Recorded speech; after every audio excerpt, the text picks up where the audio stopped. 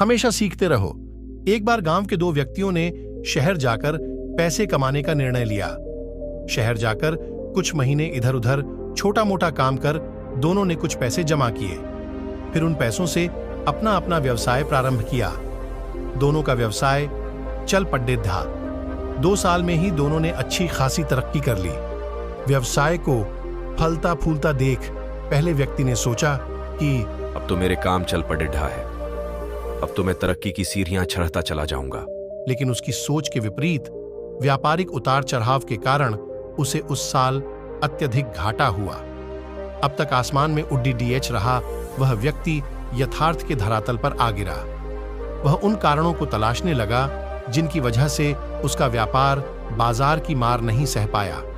सबने पहले उसने उस दूसरे व्यक्ति के व्यवसाय की स्थिति का पता लगाया जिसने उसके साथ ही व्यापार आरंभ किया था। वह यह जानकर हैरान रह गया कि इस उतार चढ़ाव और मंदी के दौर में भी उसका व्यवसाय मुनाफे में है। उसने तुरंत उसके पास जाकर इसका कारण जानने का निर्णय लिया। अगले ही दिन वह दूसरे व्यक्ति के पास पहुंचा। दूसरे व्यक्ति ने उसका खूब आदर सत्कार किया और उसके आने का कारण पूछा। तब पहला व्यक्ति बोला, दोस्त, इस वर्ष मेरा व्यवसाय बाजार की मार नहीं झेल पाया, बहुत घाटा झेलना पड़ रहा।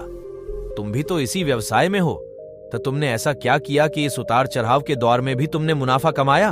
ये बात सुन दूसरा व्यक्ति बोला, भाई मैं तो बस सीखता जा रहा हूं, अपनी गलती से भी और साथ ही दूसरों की गलतियों से भी। जो समस्या सामने आती है उसमें से भी सीख लेता हूं, इसलिए जब दोबारा वैसी समस्या सामने आती है तो उसका सामना अच्छे से कर पाता हूं और उसके कारण मुझे नुकसान नहीं उठाना पड़ता। बस ये सीखने की प्रवृत्ति ही है जो मुझे जीवन में आगे बढ़ाती जा रही है। दूसरे व्यक्ति की बात सुनकर पहले व्यक्ति को अपनी भूल का एहसास हुआ।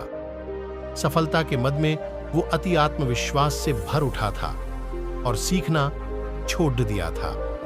वह यह प्रण कर वापस लौटा कि कभी सीखना नहीं छोड़ देगा।